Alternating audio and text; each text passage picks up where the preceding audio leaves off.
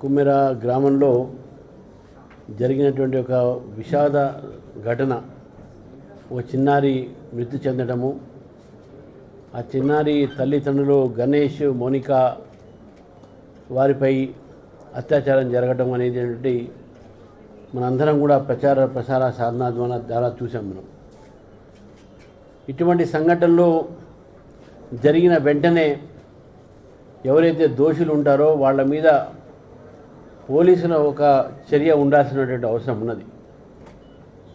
కానీ ఈ యొక్క సంఘటనలో ఎవరైతే బాధితులు ఉన్నారో, ఎవరికైతే దెబ్బలు తాకినాయో, ఎవరి యొక్క చిన్నారి అక్కడ తొక్కులాట్లో బాగా గాయాలై హాస్పిటల్ తీసుకుపోయినటువంటి ఒక నేపథ్యంలో వారిపైన కేసులు పెట్టడం జరిగింది. వారిచ్చిన ఫిర్యాదుని పక్కా పెట్టడం జరిగింది.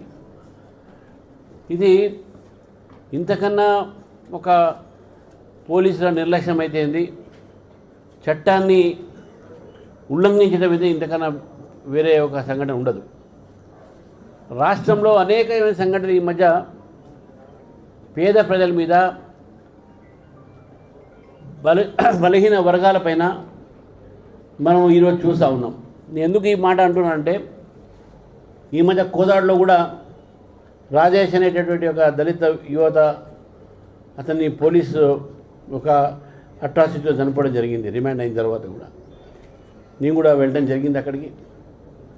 దాని తర్వాత ఈ మధ్య కాలంలో కొన్ని మా దృష్టికి వచ్చినటువంటి అనేక ఒక జిల్లాల నుంచి కూడా పోలీసులు ఒక ఏదైతే అరాచకాలు అయితే ఉన్నాయో, రైతుల మీద అయితే విద్యార్థుల మీద అయితే మనకు కనబడ్డాయి. అది ఒకవైపు అరాచకము, ఒకవైపు పోలీస్ ఎక్సర్సైజ్ అయితే, ఇంకోవైపు పోలీసుల నిర్లక్ష్యం.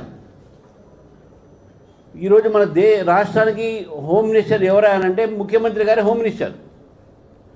శాంతి భద్రతలు, ఈ చట్టాలన్నీ కూడా అమలు పరచాలన్న బాధ్యత కూడా వారిది. ఏ ఒక ముఖ్యమంత్రి దగ్గర హోమ్ మినిస్టర్ బాధ్యత ఉన్నదో వారి ఒక జిల్లాలోనే, అది ఉమ్మడి జిల్లా కావచ్చు, వారి ఇప్పుడు ఉన్న జిల్లా కూడా కావచ్చు, ఆ జిల్లాలోనే జరిగినటువంటి సంఘటన పైన ఇంతవరకు ముఖ్యమంత్రి కానీ, ముఖ్యమంత్రి కార్యాలయం కానీ, లేకుంటే వారి పార్టీ సంబంధించినటువంటి ఒక పెద్దలు కానీ ఎవరు కూడా స్పందించలేదు. దీనికి కారణం ఏది అని చెప్పేసి కూడా మనం స్పష్టంగా తెలుసుకోవచ్చు.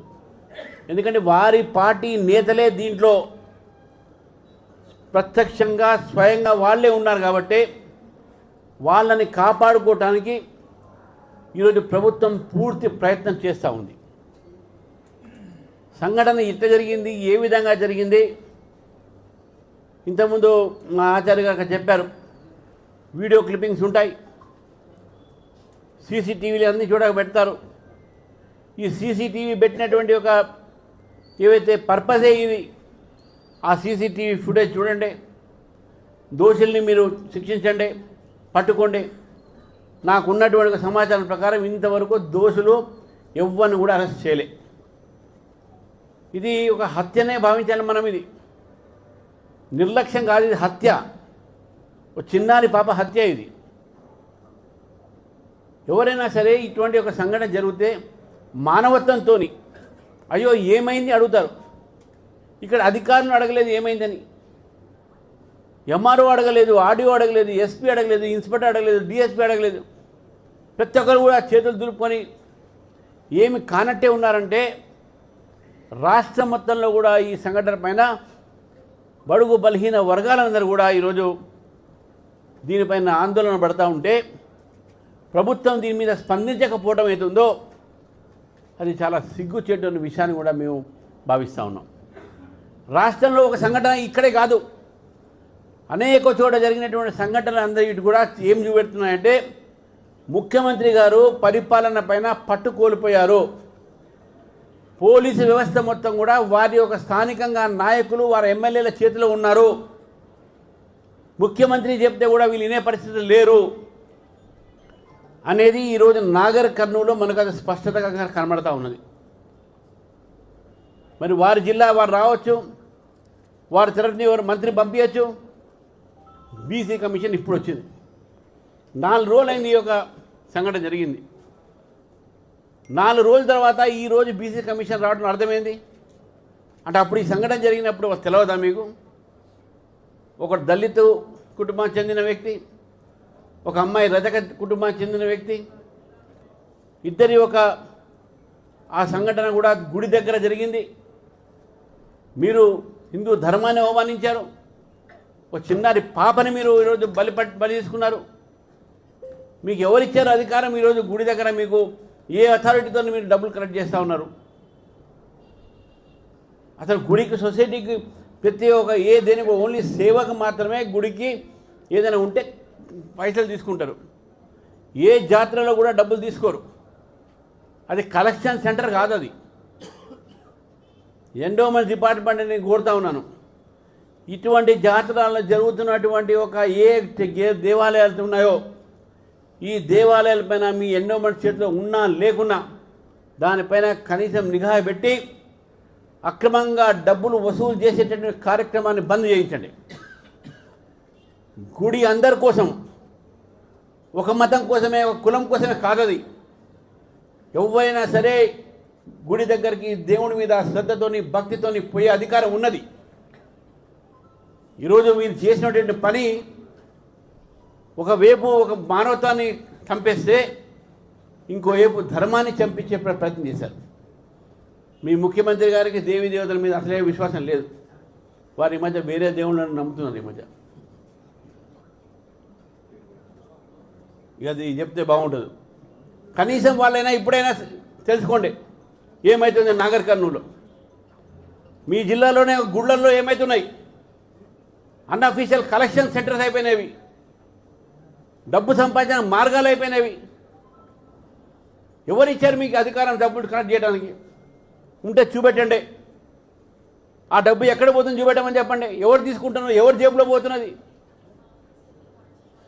దేవాలయాలు పవిత్రమైనటువంటి ప్రదేశాలు, జాతరలు కూడా దేవాలయాలు పవిత్రమైనటువంటి దీంట్లో పవిత్రంగా వచ్చేటువంటి భక్తులు వాళ్ళపైన ఇట్లా దౌర్జన్యం చేయడం అనేది ఉందో ఇంతకన్నా అమానసికమైనటువంటి సంఘటన ఉండదు. సిగ్గుతోని మానవత్వం సిగ్గుపడాలి. కాంగ్రెస్ పార్టీ మాత్రం సిగ్గుపడట్లే. వాళ్ళు ఇంకా కాలం వేసుకొని ఎక్కడెక్కడో విహారయాత్రలో ఉన్నట్టుంది దొంగలు. ఎందుకు అరెస్ట్ చేయలేదండి వాళ్ళని? మీరు డిమాండ్ చేస్తాను, వెంటనే వాళ్ళు అరెస్ట్ చేయాలి, వాళ్ళు యాక్షన్ తీసుకోవాలి. అంతేకాకుండా ఈ కుటుంబానికి కూడా ఆర్థికంగా ఎక్స్గ్రేషియా ఇచ్చి ఆదుకోవాల్సిన అవసరం కూడా ఉన్నది. మొత్తం సంఘటన మీద ఒక మెజిస్ట్రేట్ ఎంక్వైరీ జరగాలి. నేను జ్యుడిషియల్ ఎంక్వైరీ అడగండి. ఎందుకంటే ఆర్డీఓకు, ఎంఆర్ఓకు జ్యుడిషియల్ పవర్స్ ఉంటాయి, క్వాజీ జ్యుడిషియరీ. ఆ క్వాజీ జ్యుడిషియల్ పవర్లో మెజిస్ట్రేట్ ఎంక్వైరీ జరగాలి.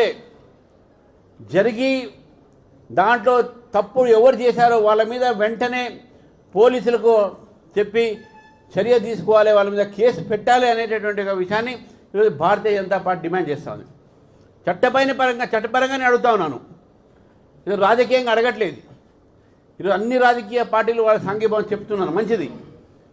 కానీ మీ పార్టీ మాత్రం, కాంగ్రెస్ పార్టీ మాత్రం ఈ సంఘటన పైన మౌనంగా ఉన్నది.